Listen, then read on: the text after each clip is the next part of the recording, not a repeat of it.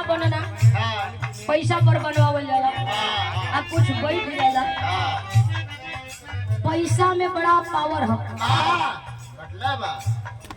सरफ से खाली दागे साफ होला, लेकिन पैसा से कुछ और साफ हो जाए। कौन साफ? उ लड़की कह दिया और सुना तो पार होई,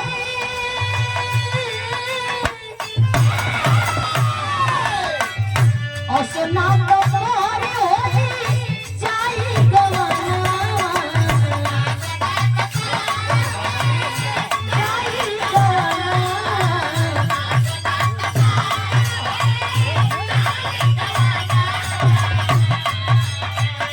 और सुना तो पार होई जाई गवाना, का कहिए सखी माने मनवा, का कहिए सखी।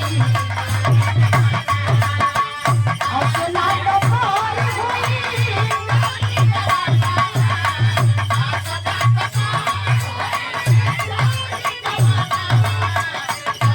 कहिए सखी।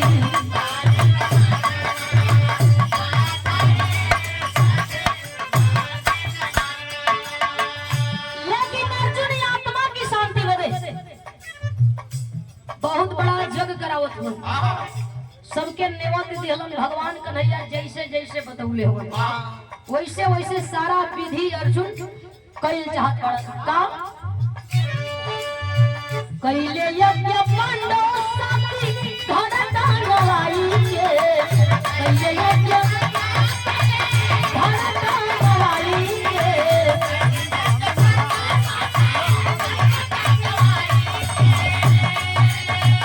कैले यज्ञ पांडव साथी धरता गवाई के, कष्ट दूर होई साधु संग के खिलाई के।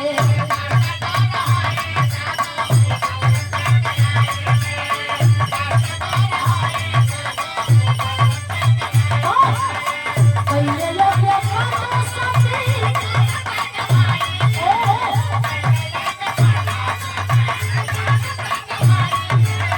कष्ट दूर होई साधु।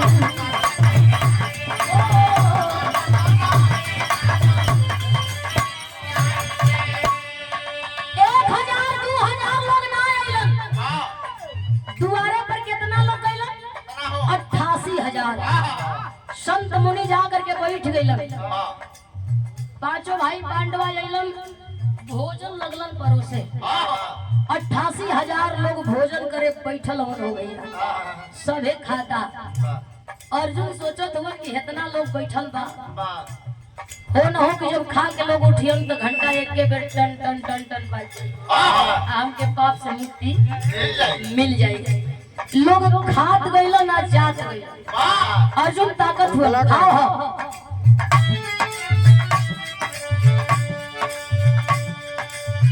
88,000 मुनि कैले भोजन,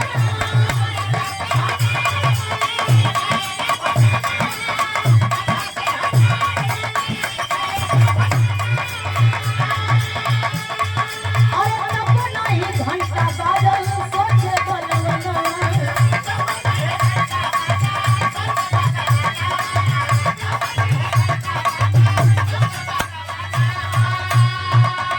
पूछले कैसी माँ सबू कान्हा के बोलाई के, पूछले कैसी माँ सबू कान्हा के बोलाई के, कष्ट दूर होई साधु संग के खिलाई के।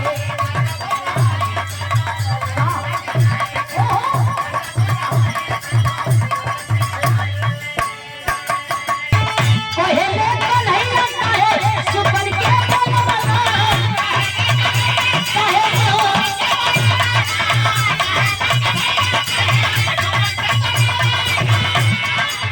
मनीला सलट जाई भीम के पठवला।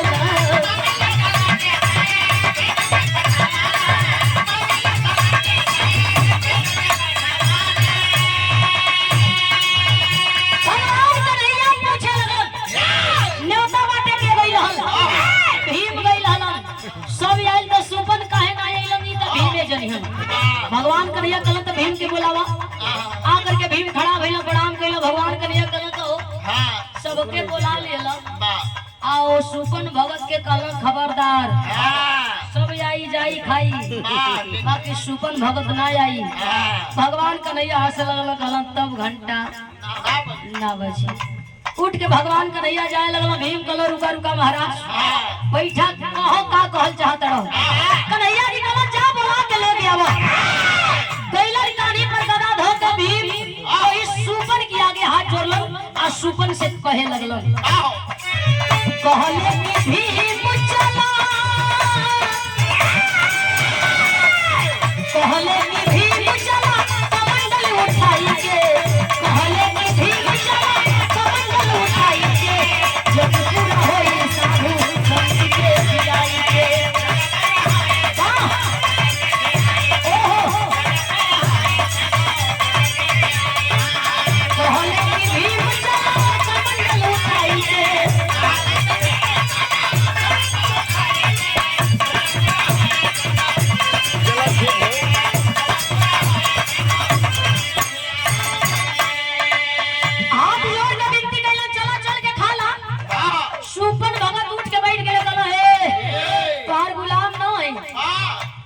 पहले अपन तेवर नरम कर आई गदा ले ले कहानी बताए कर हमके डर ना हो। एक गदा मारले जब भीम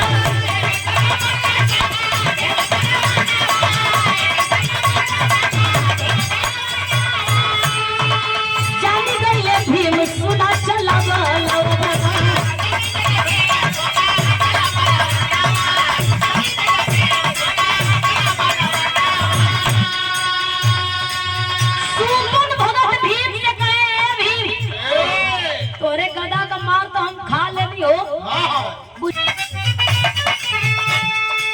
छप्पन परिवार के बनली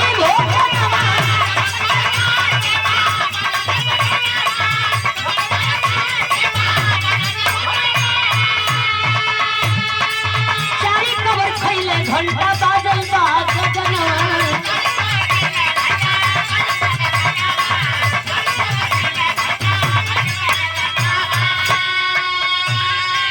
भोजन खैले मिलाई के छप्पनो भोजन खैले मिलाई के कष्ट दूर होई साधु संत के खिलाई के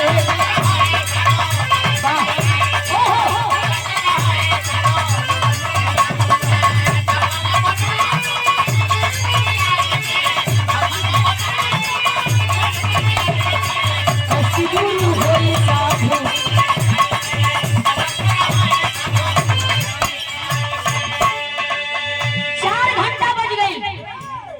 द्रौपदी लोग कहेला मेहरारू होली अंतर ये बा कि कबो कबो राई के पर्वत बनावेली ओए मेहरारू पंचाली द्रौपदी हंसे लगली करे हतना लोग खैलो एगो के खैले घंटा बाज गए जनती जा तो इतना लोगन को खियौती जाता बहुत राशन टूट गया ठठाई के हंसे लगली ये भैया सुपन भगत का नजर गई हमारा ऊपर हौसा ताड़ू युधिष्ठिर बनावे खातिर अइले भागल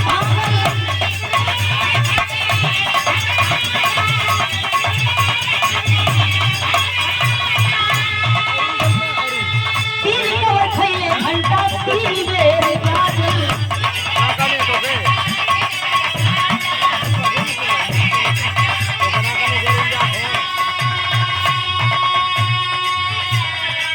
जब पूरा भइल वही सुपन के खिलाई के जब पूरा भइल वही सुपन के खिलाई के कष्ट दूर होई साधु संत के खिलाई के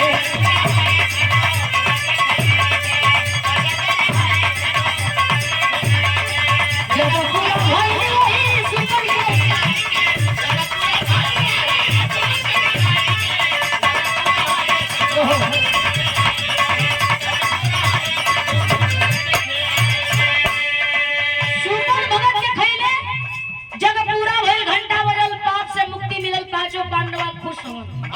पंचाली द्रौपदी भी खुश बाड़ी मुस्किया तड़ी गुलाबी गुलाबी हंस तड़ी विदाई लोग कैलन हो रुपया पैसा जवन नियम होला जवन वसूल होला जवन हम यहाँ प्रथा चलाइला निभाइला वही हिसाब से सुपन भगत का विदाई कैल गई हो भैया।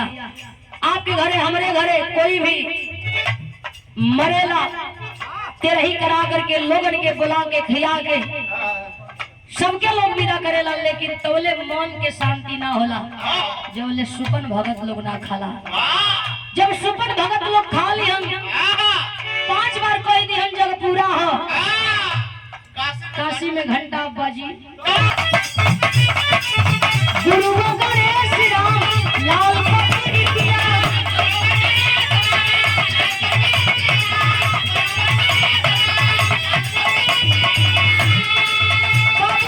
श्याम लाल के सजी कभी दिया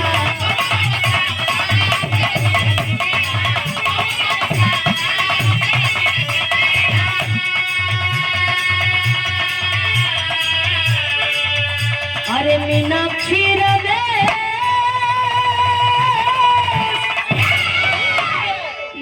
सारा दिल से लगाई के अरे कष्ट